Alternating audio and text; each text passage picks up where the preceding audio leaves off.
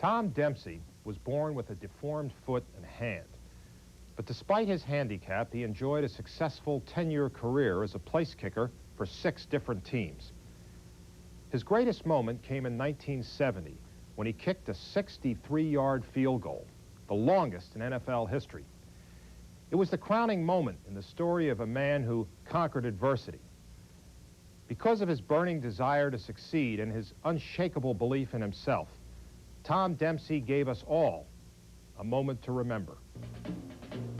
During a 10-year professional career, Tom Dempsey was a much-traveled place kicker for 6 different NFL teams, experiencing equal measures of joy and sorrow. But for one glorious moment in 1970, Tom Dempsey was the greatest kicker who ever lived. Tom Dempsey will try to kick the longest field goal in National League history. They're sending him on with 2 seconds left. Scarpetti will hold. Here's the snap. The ball is down. Dempsey kicks. It's on the way. It is good. It's good. It's good. The Saints have won. The Saints have won. The stadium is wild. Dempsey is being mobbed. The time has run out. The Saints have won 19-17. Dempsey with a 63-yard field goal.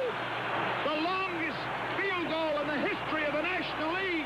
It was an emotional experience, something that you would like to relive again. I know sometimes I'm laying there in bed thinking about that particular moment, you know, that had to be one of the highlights of my life, and how you would really like to live it over again. There are times in my life now when my day doesn't go well. When you're in the real world, which I am now, and I have to sell every day, it's not just producing on Sundays, it's producing every day now to keep your job. And I haven't had a good day. I walk in the house and I look up there, I've still got the football. And I can sit down and I say, well, one day I wasn't too bad. The 63-yard game winner was miraculous, but Tom Dempsey was not surprised. The biggest miracle of all was that he ever made it to the NFL. He was born with a deformed right hand and foot, as well as a burning desire to succeed.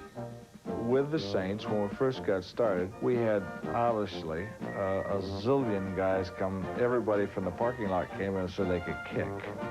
So one day they said, oh, we got this other guy coming up to kick, and I saw Tom, and he's got the deformed hand and the deformed foot. Well, he started popping those dudes too. Boom, boom, boom. I mean, they were just flying. I said, that sucker can kick that ball farther than you ever seen anybody in your whole life. With Tom Dempsey's wrecking ball right foot, the Saints were never out of field goal range. The competitive fires that had led Tom Dempsey to the top burned brightly during those early years in New Orleans and lit the way to the remarkable events of November 8th, 1970. Well, that was a very strange game. We just lost our head coach, Tom Fears, and J.D. was our new head coach, J.D. Roberts. The team was in extreme turmoil.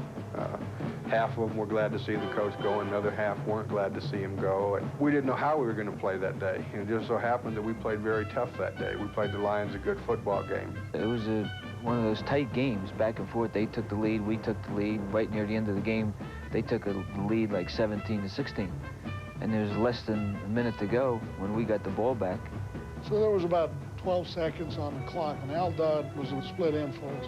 And I just got in the huddle and I said, Al, I want you to go down there at least 20 yards and make a good comeback, and I'll just get you the ball out there, and we'll try to get as many yards as we can. I think Detroit really thought the game was over anyway, and they didn't rush me very hard. And Al made a real nice move, and he just laid out and made a great catch and got in position. I know what I was doing. I thought we had lost our mind. 63-yard field goal. I was walking down the sidelines towards the tunnel in old Tulane Stadium to go in the locker room. I thought we had lost our mind. I was on my way into the locker room. Basically, I just thought I'd stop and watch him miss it and go on in with a win. We knew it was far, but we didn't know it was 63. I mean, nobody said, hey, this is a 63-yard field goal. Probably would have tightened up, you know, if somebody would have said that, but we just kind of did it out of reaction rather than thinking. I was basically thinking about the same things that I did every time I kick. Keep your head down, kick through the ball, but yet kick this one a little bit harder than you normally do. I heard the ball hit his foot. His foot hit the ball. It was a sound unlike I'd ever heard, and it almost sounded like a cannon going off. That's the first thing that struck me, was that sound. The moment he hit the ball, I said, my God, he made it. You could just see that ball just fire off his foot.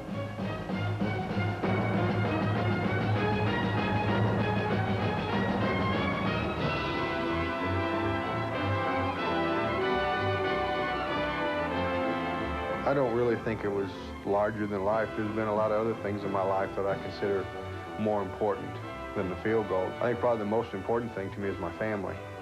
My boy and my 2 little girls and my wife. I think the biggest thrill I have ever had is the day they were born.